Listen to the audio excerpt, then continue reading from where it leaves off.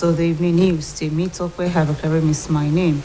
President Muhammadu Buhari has asked presidential aspirants of the All Progressives Congress to consult among themselves and choose a formidable candidates before the party's presidential primary. According to the Special Advisor on Media and Publicity, Femi Adesina, the president gave the advice during a meeting with the All Progressive Congress presidential aspirant at the State House, Abuja. The president said the meeting was about consultation with party stakeholders to ensure that the unity and cohesion of the APC be sustained and to provide direction. He said this is the second time the president will be meeting with party stakeholders, adding that steps are being taken to ensure that the unity and cohesion of the party are sustained.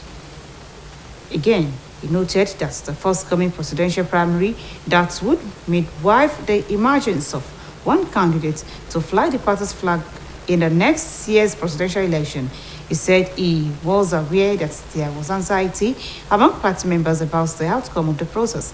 The president charged them to recognize the importance of the stability and unity of the party, which he said cannot be overemphasized.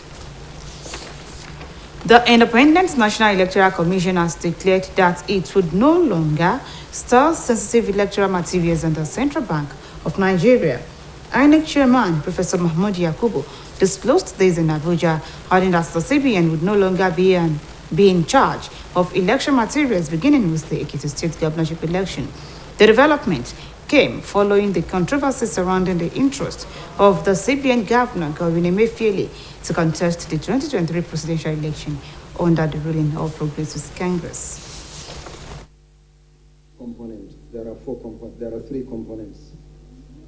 For the online pre-registration, there is pre-registration of voters, that they then go and complete the registration physically at designated centers.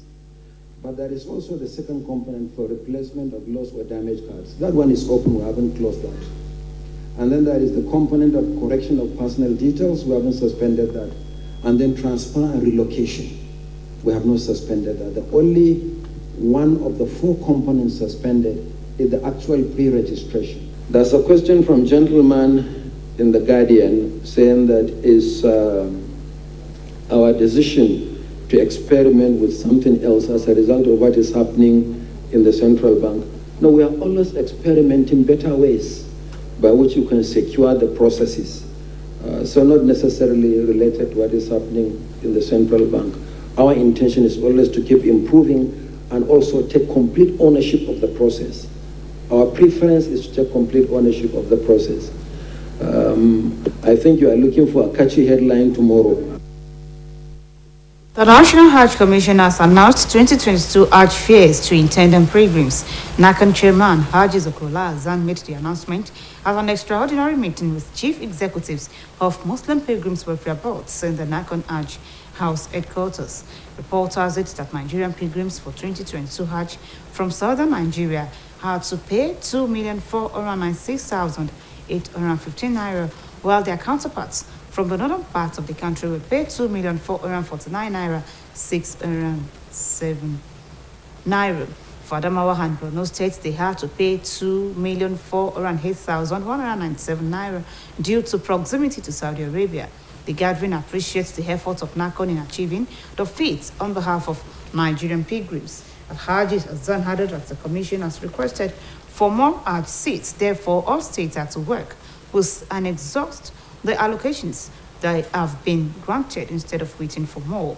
The Commission reiterates that while visas of officials and pilgrims in the inaugural flight are ready, the state should start visa processing for all categories of registered pilgrims.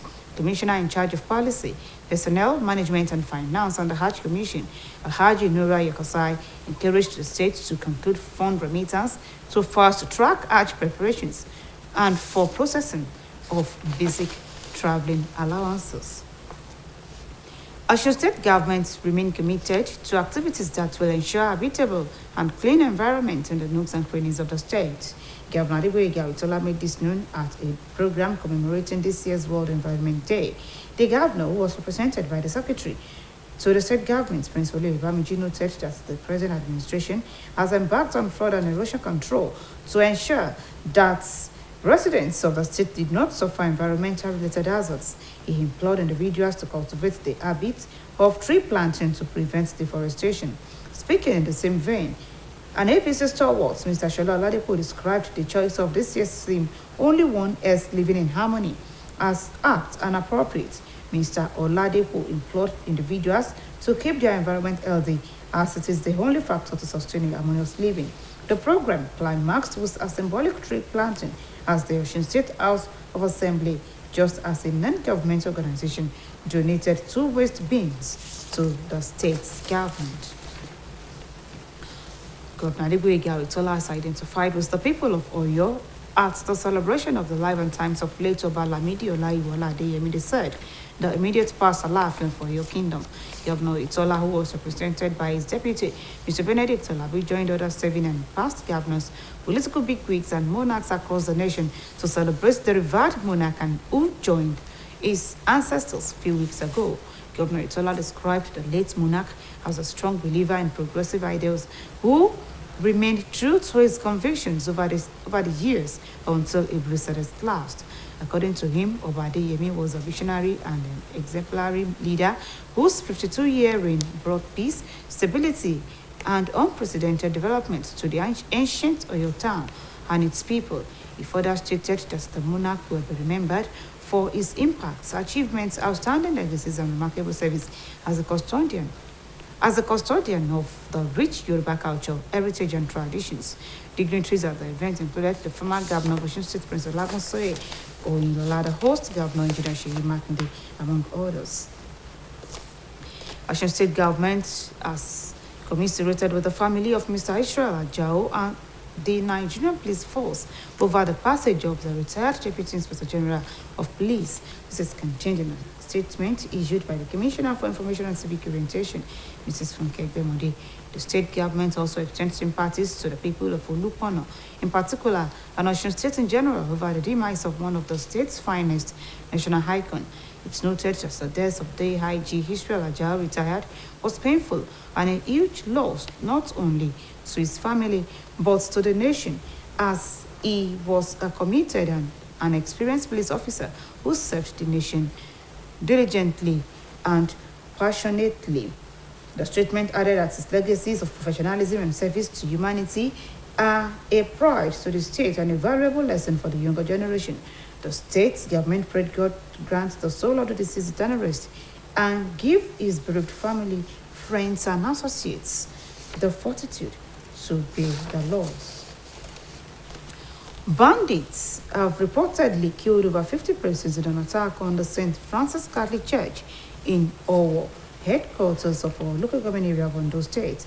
Apart from worshippers, the bandits also killed persons by stray bullets. Reports say the attack occurred during the church service. It was gathered that the gunmen stormed the church during service and started shooting sporadically, while explosives were also detonated by the gunmen inside premises of the church. Reports have it that the injured and the dead were rushed to the Federal Medical Center, Owo, for medical attention. Chief Medical Director of FMC, Dr. Lihasu Adiago, said many medical personnel have been deployed to cater for the injured persons.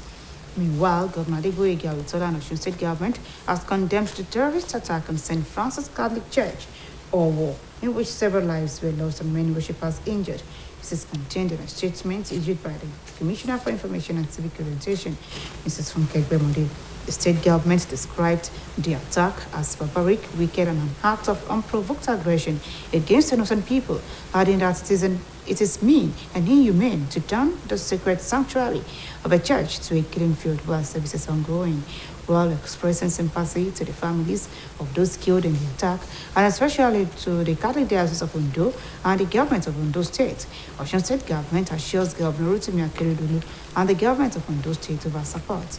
The statement prayed God grant the families of the victims the fortitude to bear the irreparable loss, while it prayed for quick recovery of those who sustained various forms of injuries.